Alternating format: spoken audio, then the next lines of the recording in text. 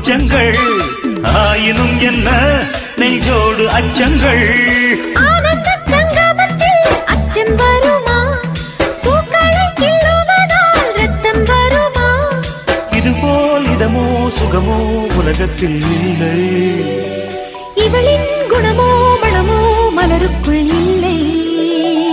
சேலை கட்டும் பெண்ணுக்கொரு வாசம் உண்டு கண்டு கொண்டே